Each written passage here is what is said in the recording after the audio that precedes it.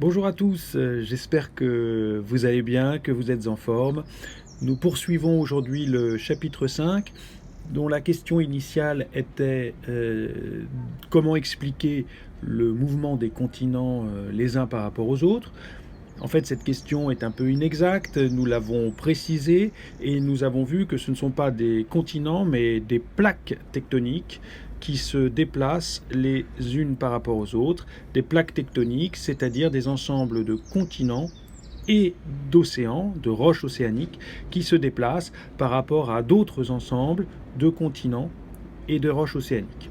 Nous avons également vu comment était constitué l'intérieur de la Terre, ce qui va nous permettre maintenant de répondre au véritable problème de ce chapitre, qui est donc comment expliquer le mouvement des plaques lithosphériques.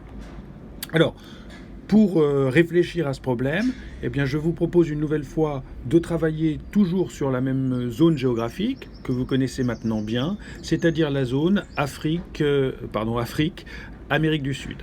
Donc ces deux continents, vous le savez, s'éloignent l'un par rapport à l'autre, donc les deux plaques tectoniques portant ces deux continents s'éloignent l'une par rapport à l'autre. Vous savez également que ces deux plaques tectoniques sont séparées par une ligne de séisme et que cette ligne de séisme correspond à une dorsale océanique, c'est-à-dire à une ligne de volcan.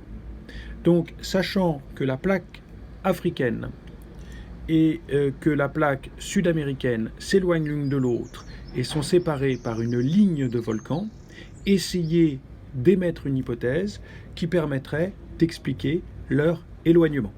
Voilà. En classe, en général, je pose cette question à l'oral et je laisse 3-4 minutes aux élèves pour réfléchir. Donc, essayez de prendre ce petit temps de 3-4 minutes pour réfléchir à une hypothèse avant de passer à la suite.